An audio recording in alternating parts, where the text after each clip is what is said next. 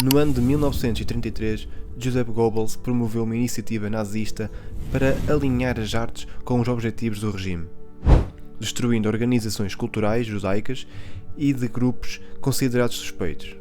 Estudantes universitários lideraram o movimento nazista, impulsionados pelo ultranacionalismo e antissemitismo, especialmente após a Primeira Guerra Mundial, quando se opuseram à República Weimar e encontraram no nazismo uma forma de expressar o seu descontentamento. No dia 6 de abril de 1933, a Associação Nazista Estudantil Alemã lançou um ato contra o espírito não-germânico, que resultou numa limpeza literária. Então, no dia 10 de maio, mais de 25 mil livros considerados não-alemães foram queimados em 34 cidades universitárias da Alemanha, simbolizando a censura e controle cultural nazista. Estudantes marcharam com tochas, ouvindo discursos de líderes nazistas e realizando cerimónias com juramentos de fogo, em apoio ao regime. Em Berlim, cerca de 40 mil pessoas assistiram ao discurso de Joseph Goebbels.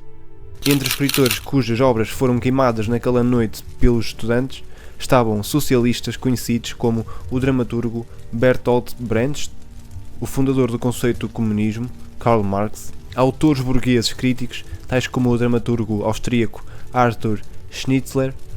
As fogueiras também consumiram as obras do alemão Thomas Mann, vencedor do Prémio Nobel de Literatura. O Programa Nacional de 10 de Maio foi um sucesso, com ampla cobertura pelos jornais. As transmissões de rádios, músicas, hinos levaram os discursos para milhares de ouvintes alemães. E é nisto que o Derek acredita. A história do Derek Vinyard faz-nos refletir sobre o ódio, a redenção e a consequência das nossas escolhas. Hoje vamos falar de um dos filmes mais impactantes já feito, América Proibida. Olá, eu sou o Eugênio Comenco, do canal Eugênio Comenco, e hoje vamos falar deste filme muito bom, que vai retratar, vai fazer-nos refletir sobre o ódio, se ele compensa ou não, até onde estes discursos que nós vemos até hoje, até os dias de hoje, vão nos levar. Também vou-vos contar a história resumida e já adianto que vai ter alguns spoilers. Também quero relacionar as causas do ódio do Derek no filme com também reflexões. Por isso, venham daí, deixem um like, inscrevam-se e bora lá.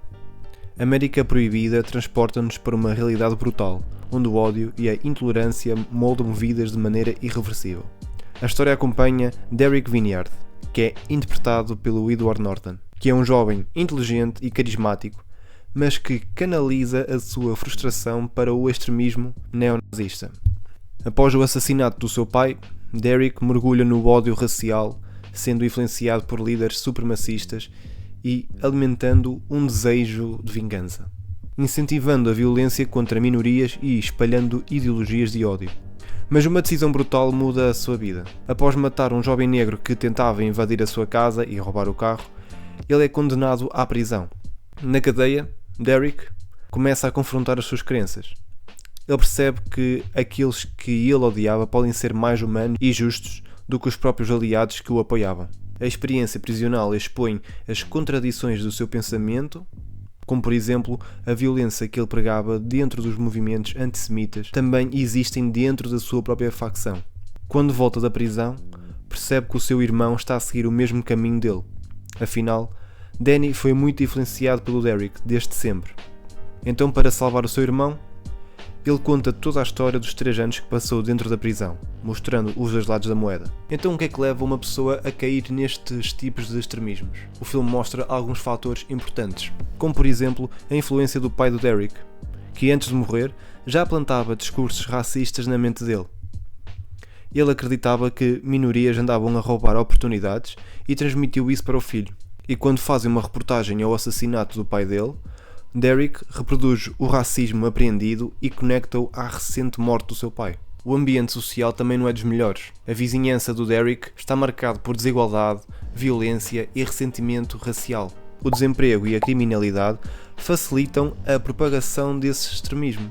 O Derek também tem um líder manipulador, que é o Cameron Alexander, que é um antissemita experiente, que usa a raiva de jovens vulneráveis para os seus próprios interesses. Ele fornece um senso de pertencimento e uma falsa causa para encaixar a frustração. O filme faz-nos questionar: o que é que gera o ódio? Mais ódio. Podemos ver isso historicamente, e a história nunca foi diferente. Por exemplo, na Segunda Guerra Mundial, com aquele partido. Também podemos ir buscar exemplos mais recentes. Por exemplo, a guerra entre a Rússia e a Ucrânia, que, no fundo, vocês vão ver que não vai levar a lado nenhum, a não ser apenas mortes de inocentes, só para agradar os engravetados. No caso do Derek, na prisão, ele começa a perceber que a sua ideologia não se sustenta quando precisa de sobreviver ao lado daqueles que ele sempre considerou inimigos. O seu principal mentor na prisão não é o antissemita, mas sim o Lamont, que é um colega negro que mostra que caráter e humanidade não têm cor. Ao longo dos anos, na prisão, Derek percebe que foi manipulado e que a sua raiva foi usada para os interesses de outros. Uma parte engraçada do filme foi a reação do Derek ao perceber que o colega dele, o Lamont, foi condenado a 6 anos de prisão por roubar uma televisão, enquanto que ele foi condenado a 3 anos de prisão por matar um negro. Ao perceber isso, o Derek tenta mudar, mas será que ele vai conseguir ajudar o irmão? A última cena de América Proibida é um soco no estômago. O momento que deveria representar um recomeço transforma-se em tragédia. O filme lembra-nos que ações têm consequências e que o ódio pode voltar de formas inesperadas. No caso do Derek, ele paga da pior maneira, já que o irmão dele foi morto por um negro na casa de banho. O irmão do Derek, que era o Danny, tinha provocado numa altura um grupo de negros problemáticos, e então nesse dia o Derek levou o Danny à escola. Entretanto, o Danny foi à casa de banho e acabou por ser alvejado. América Proibida não é um filme assim muito fácil de ver, mas é necessário, porque ele obriga-nos a olhar para problemas reais da sociedade e faz-nos questionar de que até que ponto nós estamos dispostos a quebrar esse ciclo do ódio. O filme também não aborda só o lado racista dos brancos, também revela o lado racista dos negros. E é uma pena porque o Derek estava a voltar a ser um cidadão comum, mas por consequências das suas escolhas e ódios anteriores, o irmão dele acaba por ser assassinado. E ainda por cima o Danny estava também a ser convertido pelo irmão e acaba por morrer. Bem, se gostaste do vídeo, deixa o like, comenta, partilha o vídeo também. Também gostava que tu me desses algumas sugestões nos comentários para novos vídeos. E é isso, acho que está tudo dito. Muito obrigado e tchauzinho, malta.